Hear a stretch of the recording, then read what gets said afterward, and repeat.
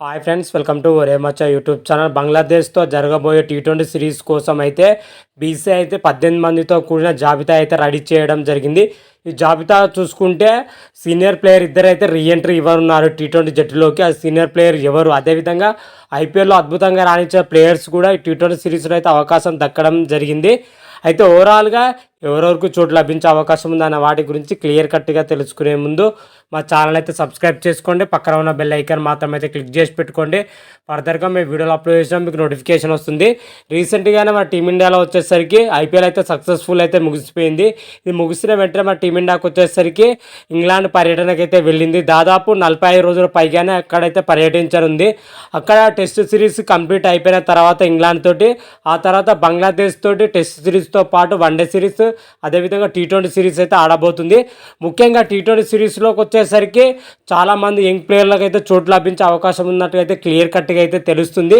ఇటీవల ఐపీఎల్లో అద్భుతంగా పర్ఫార్మెన్స్ కనబరిచిన కొంత ప్లేయర్కి అయితే చోటు లభించే అవకాశం ఉంది. అదేవిధంగా ఈ టీ20 సిరీస్లో వచ్చేసరికి ఇద్దరు సీనియర్ ప్లేయర్లకు అయితే రీఎంట్రీ ఇచ్చే అవకాశం ఉంది. ముఖ్యంగా జస్ప్రీత్ బుమ్రా వచ్చేసరికి టీ20 సిరీస్ రావడానికి చాలా రోజులు అవుతున్నాయి. గత వరుస సిరీస్లోనే టీ20లోకి వచ్చేసరికి జస్ప్రీత్ బుమ్రాకి అయితే రెస్ట్ ఇవ్వడం జరుగుతుంది. కాకపోతే బంగ్లాదేశ్తో జరగబోయే టీ20 సిరీస్కి, అదేవిధంగా ఓడిఐ సిరీస్కి అయితే తుది జట్టులో వచ్చే అవకాశం అయితే కనిపిస్తుంది. చాలా రోజుల తర్వాత మన టీ20 సిరీస్లో అయితే జస్ప్రీత్ బుమ్రాని అయితే చూడబోతున్నాం. ఎందుకంటే త్వరలోనే ఆసియా కప్ జరగబోతుంది. దాని దృష్టిలో పెట్టుకొని మాత్రమైతే టీ20 జట్టులోకి అయితే రీఎంట్రీ ఇచ్చే అవకాశం అయితే కనిపిస్తుంది. అదేవిధంగా కేఎల్ రాహుల్ కూడా టీ20 జట్టులోకి వచ్చే అవకాశం ఉంది. ఎందుకంటే ఇటీవల ఐపీఎల్లో కేఎల్ రాహుల్ అద్భుతమైన ప్రదర్శన అయితే చేయడం జరిగింది.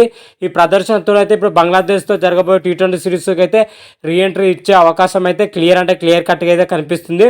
వారితో పాటు శ్రేయస్ అయ్యర్ కూడా టీ20 జట్టులోకి వచ్చే అవకాశం అయితే మెండుగా కనిపిస్తుంది. ముగ్గురు ప్లేయర్లు మాత్రమైతే రీఎంట్రీ అయితే పక్కా అని కూడా చెప్పుకోవచ్చు. వీరితో పాటు హార్దిక్ పాండ్యా, సూర్యకుమార్ యథావిధిగా అయితే జట్టులో అయితే చోటు లభించే అవకాశం ఉంది. వీరితో పాటు తిలక్ వర్మ కూడా ఈ టీ20 సిరీస్కి అయితే చోటు లభించే అవకాశం అయితే కనిపిస్తుంది.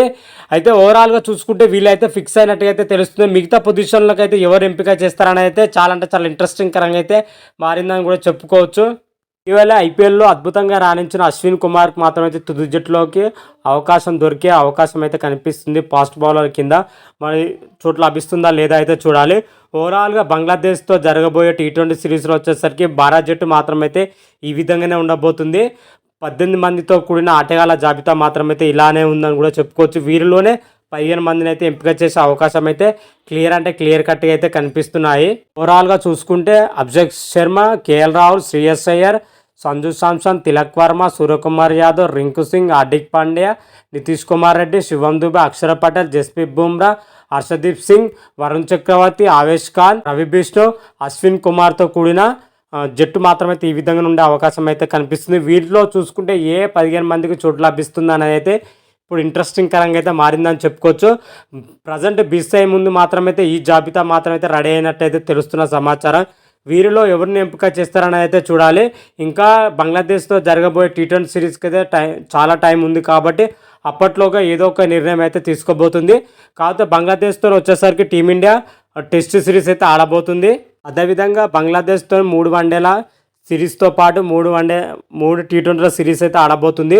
ఓవరాల్గా ఈ సిరీస్లో అయితే భారత్ మరి ఎలా రాణిస్తే, ఏ విధంగా రాణిస్తుంది, అదేవిధంగా ఈ సిరీస్లో వచ్చేసరికి మన టీమిండియా స్క్వాడ్ ఎలా ఉండబోతుంది అనేది అయితే ఏదైనా అప్డేట్ రాగానే అయితే మరొక వీడియో చేసి అయితే అప్లోడ్ చేస్తాను.